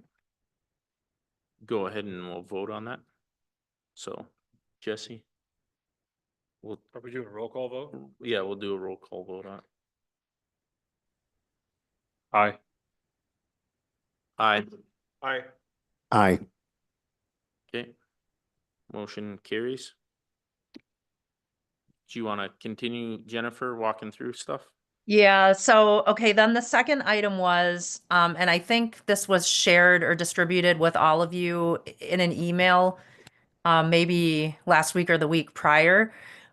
So I sat down with all the department heads, I guess maybe it was April 17th or April 18th, just to do kind of like a round robin, just open, candid discussion from folks as to their perspective as it relates to kind of this transitory time and just in general what staff's thoughts were about the governing structure in the city of Nisswa, right? The city has been operating under a structure of a city administrator for some time, but previously the city had operated under a clerk structure. And the feedback from all of the department heads who were a part of that meeting, with the exception of one, felt that they thought that the city could consider looking at operating under a clerk structure again, that we have very capable department heads of different departments that, you know, were hired because of their expertise and knowledge to do their jobs, and that maybe that added layer of I guess, employee bureaucracy wasn't necessarily needed. And so the takeaway from that, from again, it wasn't unanimous. There was one department head that didn't feel that way. Was, you know, could the city consider trying going without a city administrator and just letting folks do their job, letting the city operate and see how that works. And again, that's not a decision that staff would make in that meeting, or, you know, I just wanted to share that feedback with all of you. It's a decision council would have to make, and not even saying that it has to be made today, but just wanted to be transparent and share that. And also, like, over the past 2 weeks, and again, we were all kind of operating and moving in the moment on April 16th, if you'll remember. So like motions were being made on the fly, people were moving in real time, dialogue was happening very fast and feverishly. But now that there's been like a few weeks to just kind of, you know, level set, right? Let things kind of fall into place.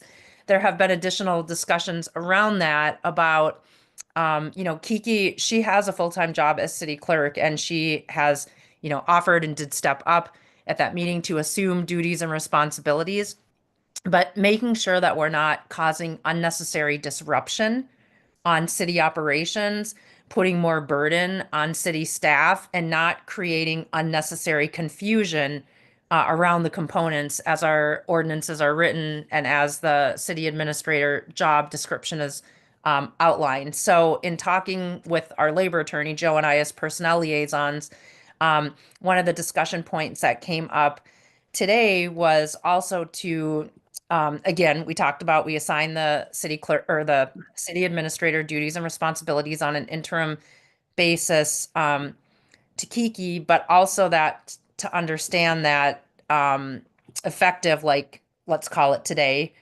that Kiki would have these duties and responsibilities of city administrator only to the extent that's necessary and required at this point by the city.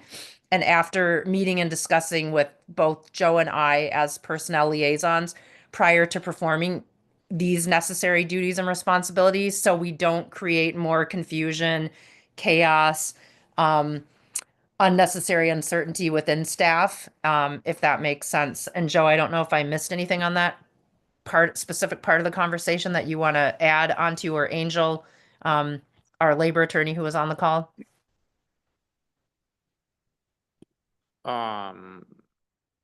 And maybe we hit on it a little bit already previously with like the $15,000 increase and stuff. So there were a few topics specifically discussed like that, in the way that Angel, step in if I say something incorrect. The way that the policies or the I'm looking for the right word, the ordinances, maybe not ordinances. The city What's code. the word I'm looking for? The city code of ordinances, there's a Yeah, the specific city code. one. Yeah, Mhm. yep. So the way that that language is currently written, kind of needs to be reworked before we could actually vote on something like that, the way that it's currently set up. And so having the legal counsel guide us on this, kind of, that's what we're looking at. How can we do this? How can we make it the most efficient to operate now for city departments as we move forward? How does it work where it doesn't overwhelm Kiki, kind of helps get the ball rolling is kind of what we're looking at, and how we move ahead in the quickest manner. Back to maybe Mark's first question, like how long? I think our goal right now in the discussion, kind of starting to do a deep dive in this, we want to move quickly.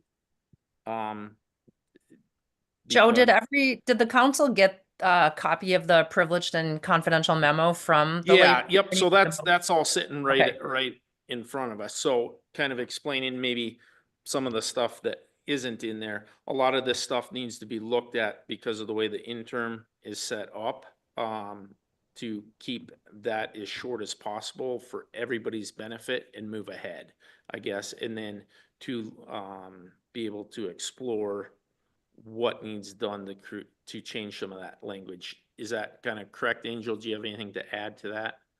Yeah, I think you pretty much covered it all, but the way the city code is currently set up, there's a purchasing policy. But this will have to be addressed later discussions based on the trajectory of this meeting, and then future discussions that Brandon Fitzsimmons and I will have with Mayor Carnahan, and then you, Joe, during those personnel discussions. So Okay. So Joe, do you want me to read off the motion, or? Yeah, so I think, if you want to read off the next motion.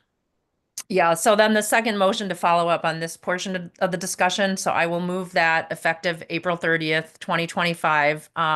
City Clerk Kiki is assigned to perform duties and responsibilities of city administrator only to the extent necessary, and only after she meets and discusses with myself and Joe Hall as personnel liaisons prior to performing each necessary duty and responsibility.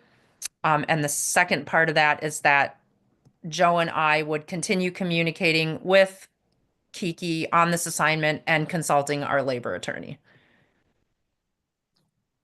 All second. Any further discussion on this? Okay. So I think move ahead again with the roll call vote. Aye. Aye. Aye. Okay. Motion carries. Do you want to continue, Jennifer? Yeah, so then the last part of this, you guys, and again, we were all kind of like moving so fast in the moment last time, was that there is an opportunity here as well for the city to explore an outside independent third party, if you will. I don't know if the title you call it uh, independent, interim full administrator / internal consultant, but basically someone that would be able to come in fairly quickly, right? So we could move Kiki out of this interim as quickly as possible so she can focus on her core duties, which she absolutely has a lot on her plate there. And get someone that can come in and actually take a look at, the city governance structure, explore different pathways and options and what those impacts would look like. Present that back to council for different consideration models and whatnot. And so that's what that last motion in this memo was specifically about. And in speaking with our labor attorneys, and Angel, you can expand upon this more, and Joe, jump in if I'm missing anything. They have indicated that they've walked a lot of cities through transitory periods like this, and there are a lot of people ready to go on the bench, like retirees that, don't necessarily have any stake in the game, but are there just to really help cities assess their governing structure and look at things and find ways, how can the city operate most efficiently, right? When you have a change like this, that's your opportunity to kind of have a opportunity on both ends, right? Someone that can come in and help fill a gap, but also provide a different consultancy level. And so that's what the last motion is related to. But Angel, you should chime in, and Joe, if I missed anything from our conversations.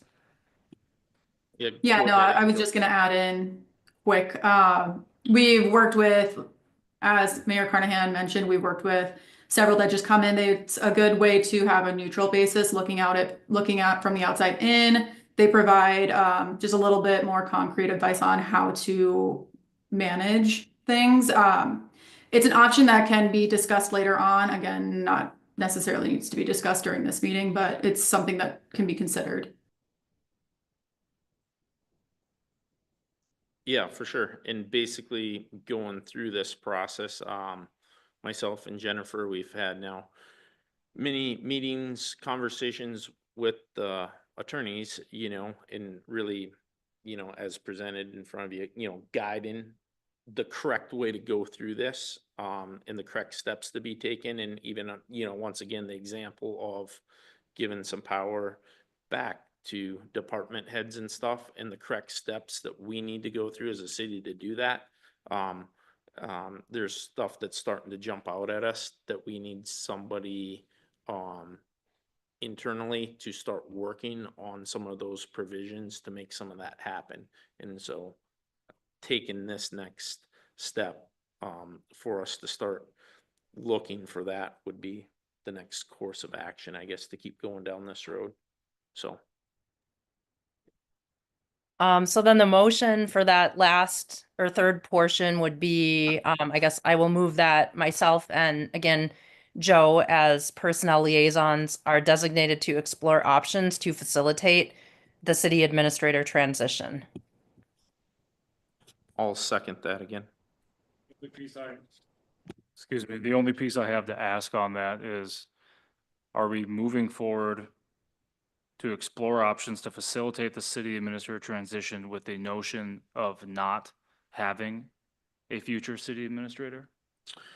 It's to explore all options, all and every options, but really what it does is, like Jennifer had mentioned, our attorneys have worked with a lot of different cities to do this, and to find an outside person to come in and actually help us do an evaluation of what would be best.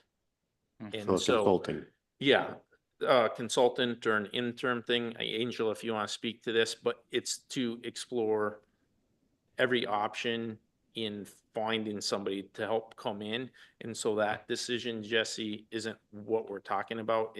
We're still 4 or 5 steps before that. It's just the ability for us to work with the city attorneys to help find somebody to come in to help us make those decisions as we move forward. Yeah, you're correct, Joe. I think it's just for now, opening that discussion to be had at future meetings, providing, other options potentially in the future. So for right now, it's just to allow for that discussion to be had. Thank you. Does that clarify? Mhm. Yeah, so it's just, this is just the first. What we're kind of learning is this process is gonna be baby steps. Yes, it is. So Okay, kind of the process that we're going through. roll call. So roll call again. Aye. Aye. Aye. Motion approved. Okay, Jennifer, anything else you want to follow up with? No, thank you, Angel. Of course. Thank you. So, with that, I'll make a motion to adjourn. all those in favor? Aye. Aye. Thank you.